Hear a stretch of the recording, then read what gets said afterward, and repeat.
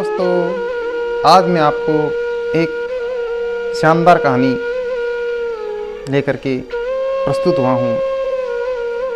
मेरी एक दवा की दुकान थी और उस दिन दुकान पर काफ़ी भीड़ थी। मैं ग्राहकों को दवा दे रहा था।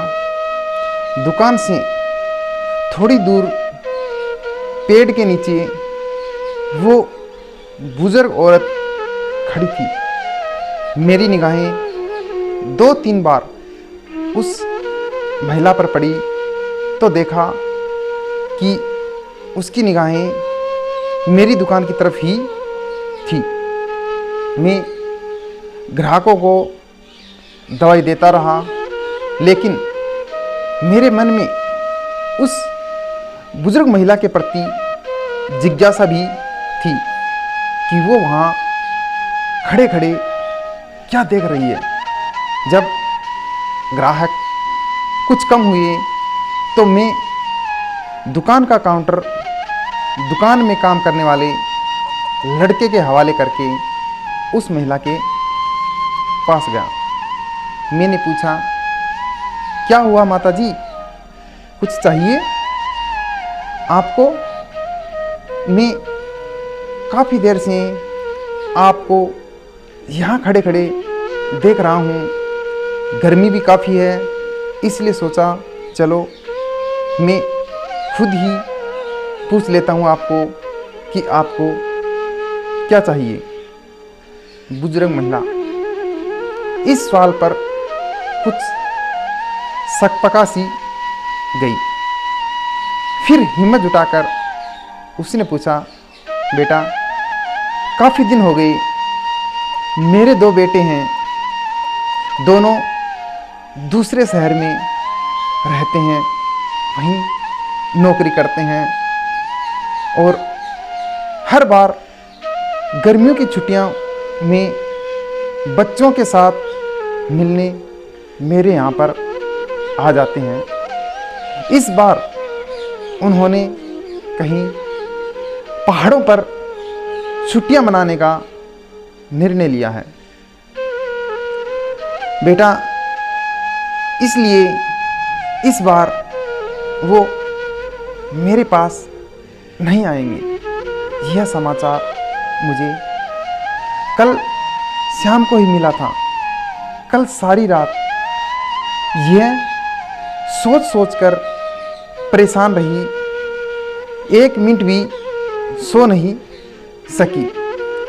आज सोचा था कि तुम्हारी दुकान से दवाई लूँगी, लेकिन दुकान पर भीड़ देख करके यहीं खड़ी यह सोचने लगी कि जब दुकान पर भीड़ कम होगी तो मैं आपसे दवा लूँगी और आपसे पूछूंगी। तभी मैंने कहा, हाँ हाँ बताओ ना माँ, बताओ ना माँ जी, कौन सी दवाई चाहिए? आपको अभी ला देता हूँ, आप बताइए। तभी उस बूढ़ी माँ ने कहा, बेटा कोई बच्चों के भूलने की दवाई है क्या? बेटा कोई बच्चों की भूलने की दवाई है क्या? अगर है तो बेटा ला दो, भगवान तुम्हारा भला करेगा। इसके आगे के शब्द सुनने की मेरी हिम्मत ना थी। मेरे कान सुन हो चुके थे।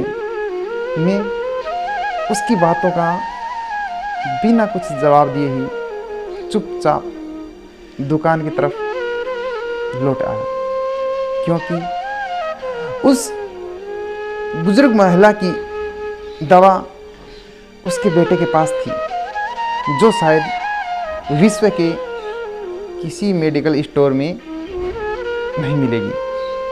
अब मैं काउंटर के पीछे खड़ा था। मन में विचारों की आंधी चल रही थी, लेकिन उस पेड़ के नीचे खड़ी उस माँ से नजरें भी नहीं मिला पा रहा था। मेरी भरी पूरी दुकान में उस महिला के लिए खाली थी। मैं कितना असहाय था, या तो ये मैं जानता हूँ या मेरा भगवान।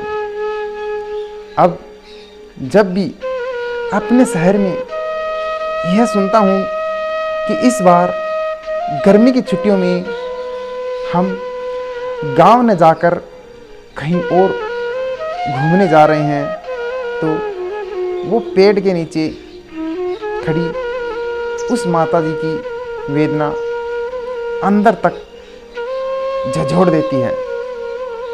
दोस्तों, यह कहानी जो संसार में माँ के प्रेम की वेदना का एहसास कराती है। धन्यवाद दोस्तों। यदि आपको मेरी कहानी पसंद आई हो तो प्लीज़ लाइक करना, कमेंट करना, और यदि मेरे चैनल पर पहली बार आए हो तो प्लीज़ चैनल को सब्सक्राइब करके घंटी का बटन अवश्य दबाना। धन्यवाद। Thank you.